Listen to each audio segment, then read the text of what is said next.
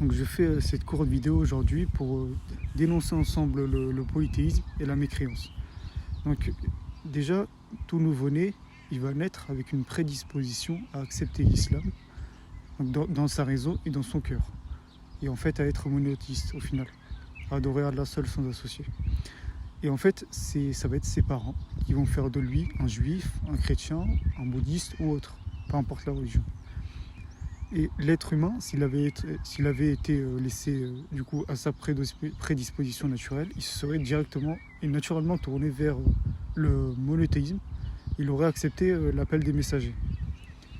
Dans un hadith Qudsi, Allah dit « J'ai créé mes serviteurs exclusivement acquis à la religion d'Allah, puis les diables les ont détournés. » Donc c'est les diables qui vont influencer les parents et qui vont à leur tour influencer les enfants.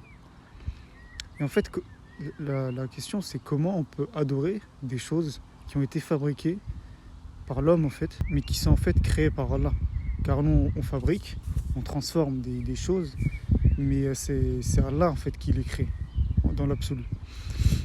Et donc en fait toutes ces statues, tous ces tombeaux et autres ne sont rien en fait, en réalité, et ne méritent clairement pas l'adoration. Et ceux qui disent nous adorons les tombes pour qu'ils nous rapprochent d'Allah, mais en fait Allah n'a rien révélé là-dessus. Et il ne nous a pas ordonné ou même préconisé d'adorer les tombes pour qu'ils intercèdent en notre faveur ou autre. Et si vous savez qu'Allah est le créateur de l'univers, le régisseur de ce monde et des autres mondes, alors pourquoi vous ne l'adorez pas sans rien lui associer ?